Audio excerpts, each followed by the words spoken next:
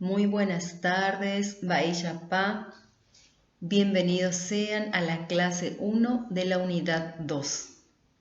Es un gusto nuevamente estar compartiendo con ustedes a través de esta plataforma que nos brinda nuestra casa de estudios, Facultad de Filosofía. En esta ocasión, mis apreciados alumnos y alumnas, vamos a estar tratando sobre un tema súper importante, más aún por estos tiempos en que estamos viviendo, la cuarentena que nos obliga a estar encerrados, por decir así, en ciertos espacios por varios tiempos. Entonces es una situación que van generando ciertas conductas, ciertas emociones, ciertas reacciones en el cuerpo.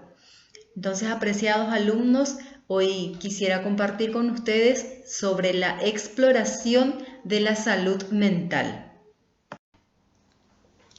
Para hablar de trastornos es necesario que recordemos y estudiemos las evoluciones que fueron dándose, mismo en el sistema clasificatorio, como los trastornos que hoy día son considerados como tal.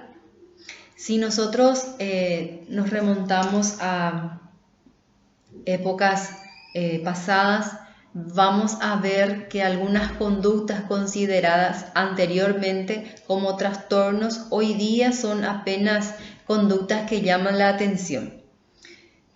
Más adelante voy a estar dando ejemplos con relación a esto.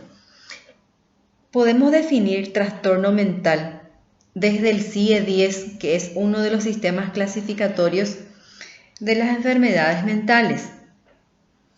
Y dice el CIE-10 que este término justamente no es un término preciso, más se usa para señalar la presencia de un comportamiento o de un grupo de síntomas identificables en la práctica clínica, que en la mayoría de los casos se acompañan de malestar o interfieren en la actividad del individuo.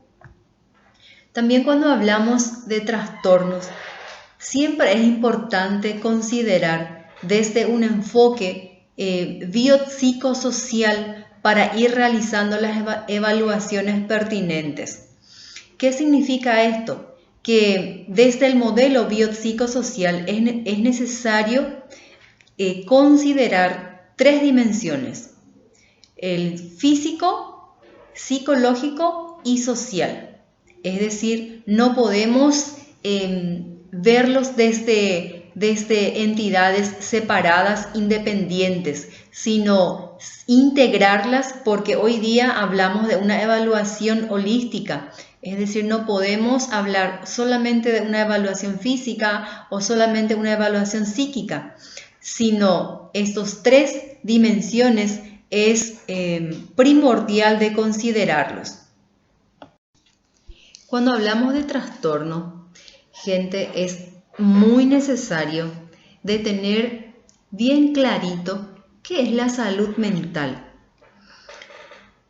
Porque para iniciar una evaluación tengo que saber qué es lo que voy a evaluar, y voy a evaluar la salud mental de la persona. Y veamos una definición desde la OMS, que presenta la salud como un estado de total bienestar físico, mental y social, y no la mera ausencia de una enfermedad o dolencia. Hablamos también de salud mental, un estado caracterizado por el bienestar emocional, el buen ajuste conductual y la capacidad para establecer relaciones constructivas y para afrontar las demandas ordinarias y las presiones de la vida. Y aquí quiero traer a colación la situación en la cual estamos atravesando. Veamos a una persona que está encerrada, que no puede salir ya por un periodo de 30 días. Situación cuarentena. ¿Cuál sería el pensamiento? Probablemente: no puedo seguir así, ya no doy más, no sé qué hacer. ¿Qué emoción generaría estos pensamientos? Tal vez angustia, ansiedad, miedo a lo que pueda pasar, temor de lo que puede venir. Situaciones que van generando pensamientos, emociones. Y esto, si prosigue, si va por un periodo extendido, ¿qué podría afectar? Podría afectar el organismo, el funcionamiento de su organismo. Es decir, ¿les parece pertinente tener en cuenta o apuntar una evaluación desde el enfoque biopsicosocial? Y pienso que sí. Creo que es muy adecuado desde este enfoque realizar nuestras evaluaciones, pues aquí hablamos de bienestar total según la OMS, en las 3 dimensiones que ya habíamos mencionado. Y eso significa de que todas las estrategias o técnicas que tengamos que utilizar deberían de responder a estas necesidades de indagaciones con respecto a la salud mental de una persona. Al momento de realizar una exploración de la salud mental, es menester considerar todos los aspectos posibles. Fíjense que las culturas son, y eso nosotros lo manejamos, las distintas culturas tienen distintas costumbres, distintas educaciones, distintas pautas sociales. Lo que se considera normal y lo que se define como enfermedad en una determinada cultura puede tener muchas consecuencias. Si se etiqueta determinado comportamiento como enfermizo, las consecuencias variarán en gran medida de las que se producirían si el comportamiento fuera etiquetado como de desviación de la norma. Por ejemplo, las respuestas sociales ante el uso de las drogas ilícitas han pasado de la prohibición y la criminalización a ser considerado como enfermedad que requiere tratamiento. Y podemos citar algunos países que ya han legalizado el consumo de drogas y por ende es considerada como algo normal en países como Brasil, Argentina, Canadá, Chile, Colombia y otros. De la misma forma, ejemplificando las conductas aceptadas por algunos países, por ejemplo, el matrimonio igualitario que ya fue legalizado por países tales como Argentina, Brasil, Colombia, Ecuador, Uruguay y tal vez otros países más. Podríamos decir entonces de que es de suma importancia y es necesario considerar los aspectos culturales para realizar o indagar una X conducta que llama la atención. Entonces, todas estas cuestiones nos llevan nuevamente a realizar una exploración holística de la persona.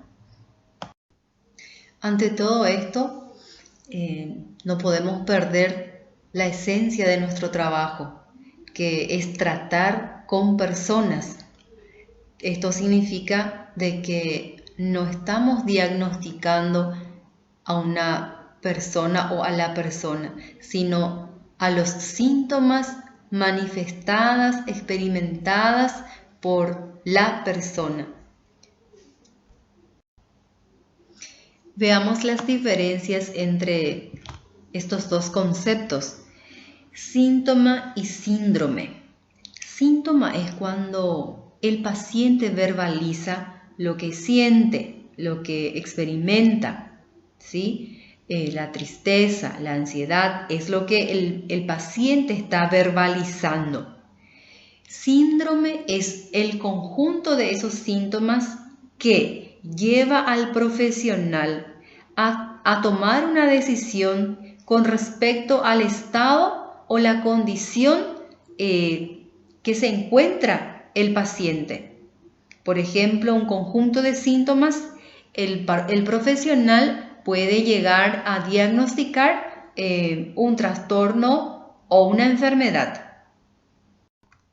Aquí les dejo algunas estrategias técnicas que se tienen que ir conociendo, profundizando para realizar una exploración de la salud mental.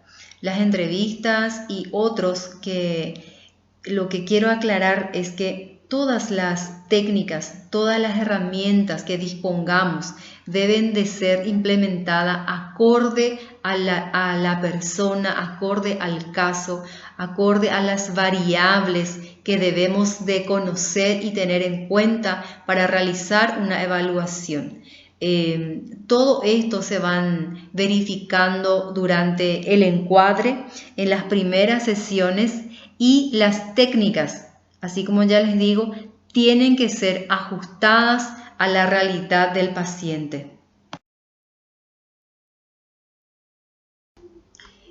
Acorde a lo que ya estuvimos viendo en la primera unidad, las fases de evaluación desde el material de Rocío Ballesteros, donde presenta 9 fases según Rocío Ballesteros. Aquí yo les dejo un resumen de lo que es el proceso de evaluación en psicología clínica. Todo esto vamos a tener en cuenta para ir analizando, elaborando, diseñando lo que es un plan de tratamiento a partir de un diagnóstico.